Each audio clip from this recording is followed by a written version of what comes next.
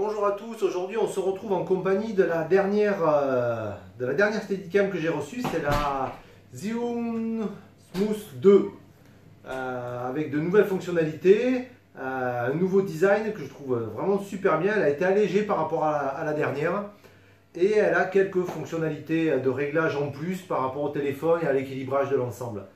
Qu'est-ce que contient cette petite boîte?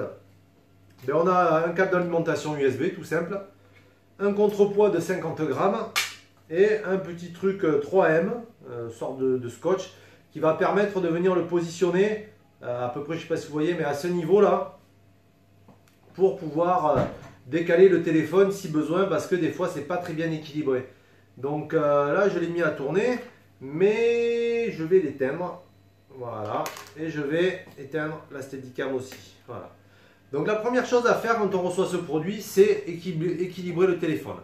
Pourquoi est-ce qu'on l'équilibre? On l'équilibre de manière à ce que les moteurs travaillent le moins possible et forcent le moins possible pour éviter que la batterie ne se vide. Il faut savoir que sur ce genre de moteur, c'est des moteurs brushless qu'on utilise. Et en fait, le but, c'est comme pour toutes les Steadicam, c'est d'arriver à trouver le point de gravité zéro. C'est-à-dire que quoi que l'on fasse, le téléphone ne va pas basculer à l'avant ni à l'arrière. En fait, c'est une question de contrepoids, quoi. Donc là, ici, dans un premier temps, on voit qu'il part carrément de l'autre côté. Donc je vais mettre le contrepoids en place. Alors celui-ci, je l'ai pesé, il fait 51 grammes. Et là, on voit que vraiment, c'est trop, quoi. Donc je vais décaler le téléphone, comme ceci. Voilà, et à peu près, là, je suis bon. Bon, le truc, c'est qu'on se retrouve avec un téléphone qui est complètement désaxé, quoi. Donc moi, je me suis fait une petite pièce, comme ceci, où à l'intérieur j'ai inséré une pièce de 2 euros. Vous voyez, un truc tout simple, hein, fait à l'imprimante 3D. Hop, je l'insère comme ça. Voilà, et déjà j'ai un petit peu plus de contrepoids et j'ai juste à peine besoin, vous voyez, de le décaler. Donc du coup mon téléphone est beaucoup mieux fixé qu'avec le poids de 50 grammes. Donc après à l'intérieur on pourra ajouter autant de pièces qu'on veut afin de contrebalancer ce surpoids sur la droite. Ensuite à l'arrière ils nous ont mis un petit système ici qui permet justement de pouvoir centrer le téléphone. Vous voyez, quand je le mets comme ça, là il part carrément vers l'avant et ça c'est pas bon du tout. Donc en fait il me suffit simplement de dévisser la petite vis qui est à l'arrière là. Hop, je me remets comme ça et je vais aller le centrer au mieux que je peux. Voilà. Et là voilà, là on est bon. Dans ce sens-là, on est bon. Voilà. Par contre, il restera toujours un petit peu de contrepoids, hein. Il faut bien pousser son téléphone à l'arrière. Mais il restera toujours un petit peu de contrepoids parce que dans ce sens-là, ils n'ont pas prévu un système de réglage avant-arrière. Donc ensuite, pour l'allumer, on a un petit bouton ici sur le côté, vous voyez. Hop, une pression de 3 secondes, il va s'initialiser. On a le petit joystick à l'avant qui permet de modifier, on a 3 modes, hein, le pan, le tilt et le roll, mais on a aussi 3 fonctions. On va regarder ça ensemble. Donc là, je suis en mode suivi, vous voyez. Quoi que je fasse, je filme toujours devant moi. Je vais appuyer une fois, je suis en mode suivi, j'appuie 2 fois. Je suis toujours en mode suivi, je vais appuyer 3 fois, voilà, là je suis en mode selfie, c'est-à-dire que je me filme directement, je rappuie une fois, il est toujours comme ça, alors non, je vais re-appuyer 3 fois pour le réinitialiser, voilà, ok, j'appuie une fois, voilà, là je suis bloqué, vous voyez, quoi que je fasse, je filme toujours devant moi. Je vais rappuyer une fois. Et normalement, je devrais avoir le mode suivi. Hop là. Bloqué. Voilà. Et j'appuie 2 fois. Et j'ai le mode follow. Ouais, il faut bien se familiariser avec la touche, hein. Hop, si je rappuie 3 fois, 1, 2, 3. Il tourne vers moi pour le selfie. Je rappuie 3 fois, il revient dans l'autre sens. Je suis toujours en mode suivi. je rappuie une fois, je suis en mode bloqué, je rappuie une fois, et là je retourne en mode, comment ils appellent ça? En mode lock, bloqué. C'est un suivi mais sans le suivi total. En fait, j'ai un petit trou là, en fait. Ensuite, la petite option qui est sympa, c'est cette télécommande. Parce qu'en fait, l'avantage qu'il y a, c'est que sur cette Steadicam, en bas là-dessous, là, il y a un petit pas de vis 1/4 qui va permettre de pouvoir venir le fixer sur une perche. Alors les perches, il y en a différentes. Moi, j'avais une X-Source avec un pas de vis 1/4, comme ceci. Et pour 12 €, j'ai commandé celle-ci, qui est un petit peu plus rigide, qui a une poignée plus ergonomique. Vous voyez en bas, on peut vraiment bien la saisir. Et à l'avant, en fait, elle a le système pour le pas de vis. Alors, le truc, c'est que sur ces Steadicam, il y a énormément de poids, en fait, à l'avant. Avec le téléphone, tout ça, on arrive facile à 300, 400 grammes, voire peut-être un peu plus, quoi.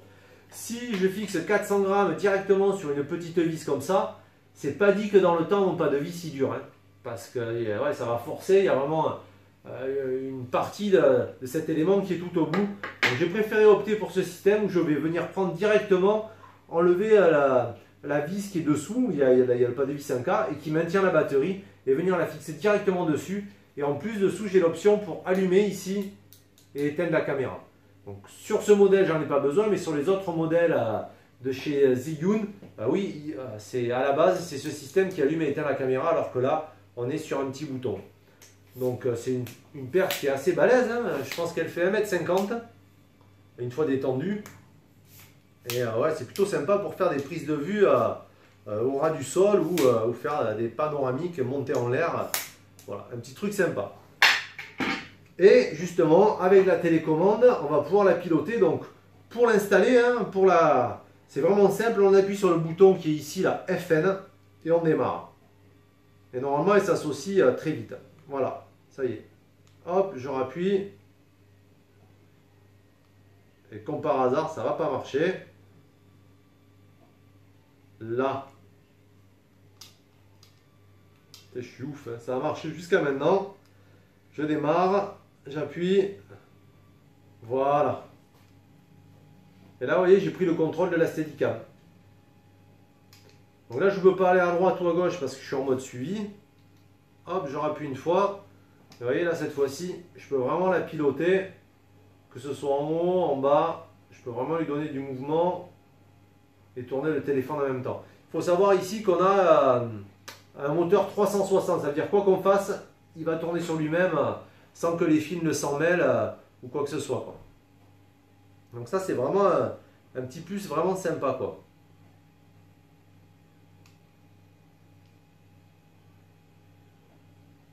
Je vais la ramener dans son axe initial. Voilà.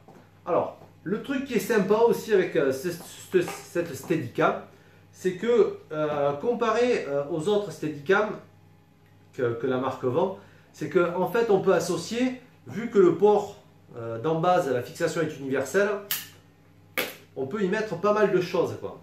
Style une Sony, comme ceci. Voilà. Donc, comme on peut calibrer le haut et le bas, ça c'est parfait, c'est vraiment un truc tip top. Voilà, vous voyez, avec ce contrepoids, là je suis parfait. Donc je vais la rallumer.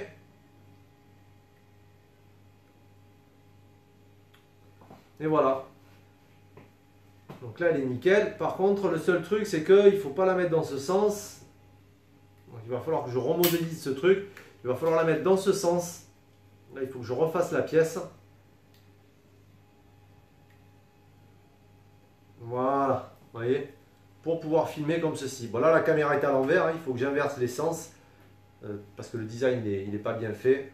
Mais voilà, vous voyez, on peut vraiment associer une Sony. On va pouvoir y mettre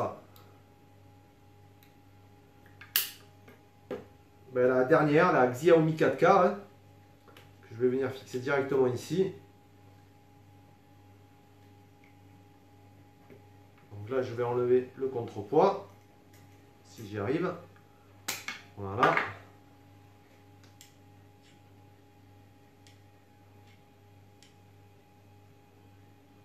Je parte là-bas, voilà. Il faut que je recalibre ça un petit peu. Voilà. Donc en fait la prise elle est vraiment bien là, ça tient bien. Et voilà. Donc là pareil, hein, on va la tenir à l'envers, comme ceci, pour pouvoir venir filmer comme sur les autres Steadicam, hein, parce qu'on a un angle, un champ de vision de 175 degrés. Donc si je la prends dans l'autre sens, bien sûr, je vais avoir les moteurs qui vont venir gêner. Mais voilà. Ça c'est vraiment le petit plus que je trouve par rapport aux autres caméras, c'est qu'elle est, elle est universelle, quoi. On peut y fixer grâce aux petits adaptateurs que j'ai fait. Hein. Hop, on fait ça, on tourne l'élastique et on vient le maintenir. Ça permet de pouvoir installer n'importe quelle caméra, que ce soit une GoPro, une AE, une SJ Cam. On va pouvoir installer vraiment toutes les caméras dessus, quoi. Ça c'est vraiment le petit plus. Qu'est-ce qu'on a d'autre? On a un petit certificat de garantie. On a ceci et on a aussi, l'application que je vais vous montrer par la suite qui permet de pouvoir piloter directement la caméra via l'app qu'ils ont développé. Donc on est aussi sur du Bluetooth, hein, mais sans passer par ce module-là, on va pouvoir non seulement installer le firmware à distance, calibrer la caméra, la piloter, enfin faire pas mal de choses à distance. Et c'est un plus parce que si on a par exemple une transmission comme ça à distance, eh bien, on va pouvoir vraiment avec son smartphone pouvoir la piloter. Bon, il va falloir deux smartphones, hein, puisqu'un installé ici et un là, mais on n'aura pas le retour entre les deux. Ce qui est bien, c'est que si on installe une caméra comme ceci, style la Xiaomi, elle a le retour vidéo qu'on va pouvoir voir sur le téléphone. Et ainsi, avec la caméra plus la télécommande, on aura le retour sur le téléphone et voir vraiment les angles qu'on veut. Ce sera vraiment tip top. Donc voilà pour cette petite présentation. Je vais vous montrer le logiciel là directement sur mon PC. Je vais vous faire le petit montage et puis on se retrouve dans de prochaines vidéos. À ciao!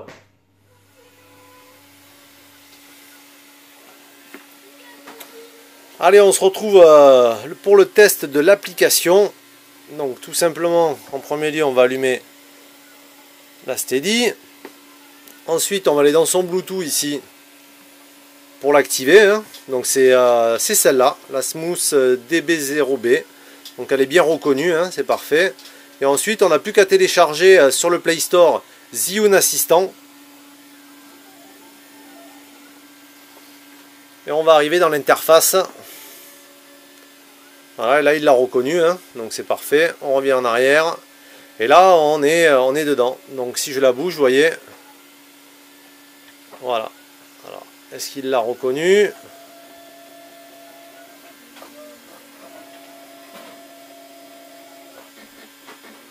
Est-ce qu'il est connecté? Connexion. Voilà, j'avais pas fait ça. Connecté. Voilà, donc là, normalement, on devra avoir le voltage et batterie qui va s'afficher. Le signal, il est de 54. Voilà, encore une fois, tout à l'heure, ça marchait. Là, ça marche plus. Voilà. Ah, mais putain, pourquoi ça marche pas, là? Ah, mais si, ça enregistre. Bon, ok, je continue. Hein. Donc là, on peut monter et descendre. Ensuite, si je veux déplacer l'axe, c'est comme ceci, mais il faut que je me mette en mode look. Ici, c'est pour recentrer la caméra. Donc on est sur du 360 ici. Hein. Ensuite, ici, on a la calibration. Bon, ça, il ne faut pas y toucher. Il faut vraiment le faire quand on est sûr de soi. Donc là, on voit bien que tous mes axes sont à 0,0. Donc, normalement, il n'y a rien à faire. Et ici on a la mise à jour. Donc la mise à jour c'est un petit peu compliqué parce que il faut déconnecter le Bluetooth pour activer le Wi-Fi et pour pouvoir refaire l'ensemble et le recalibrer. Donc normalement j'ai pas à le faire. Bon là je vais pas le faire parce que c'est la vidéo. Mais voilà la petite présentation de l'application avec la télécommande plus ça. Je pense qu'on peut faire pas mal de choses quoi. En plus c'est assez rapide quoi.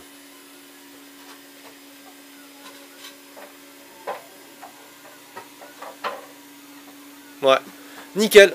Bon, mais voilà pour le final. Sur ce, on se retrouve pour de prochaines vidéos. Ah, ciao!